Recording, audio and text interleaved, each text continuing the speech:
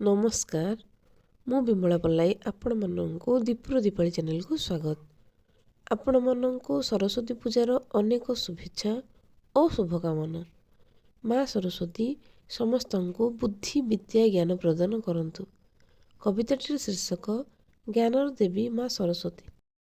पवित्र माघर शुक्ल पक्षरे बसंत पंचमी तिथिरे माँ सरस्वती पूजा पाइथंती ग्रामरु सहर विद्यालय प्रति घरे। विद्यादात्री माँ हंसवाहिनी शुक्ल वस्त्रे उभा जगत जननी। माँ सरस्वती वीणाधारिणी बुद्धि ज्ञान दियो एतिकी मागुणी। तुमे महाश्वेता शारदा वरदा अवर्णनीय रूप तुमर। तुम कृपा हेले अज्ञान हटई तुमे सकल ज्ञानर भंडार। श्वेत पद्मे तुमे विराजित माता श्वेत वस्त्र विभूषिता।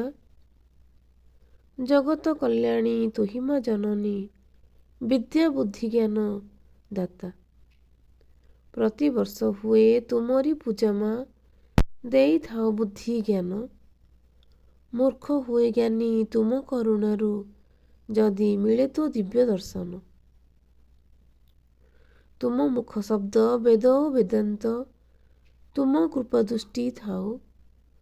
ज्ञान आलोकरे मिलु सार्थकता अज्ञानता हटि जाओ। तुमे तो ज्ञानर चलंती प्रतिमा दोष धरिबनी मोर। दूर हेउ मनु द्वेष अहंकार तुम श्रीचरणे कोटि कोटि नमस्कार। मनमो निर्मल होई जाओ माँ हृदय ज्ञान दीप जाली। दूर करि दियो अज्ञान अंधार हृदय मंदिरे अपेक्षा तुमर खाली। तुम ज्ञाने चाले ए सारा संसार माँ तुमे सुर देवी। केते अज्ञ विज्ञ होई अछंती माँ तुमरी चरण सेवी। तुमरी चरण सेवी। जय माँ सरस्वती। धन्यवाद। आपण मानक जदि मो कविताटी भल लगुथाए तेबे वीडियोटी को लाइक कमेंट करने को भूलिबे नहीं।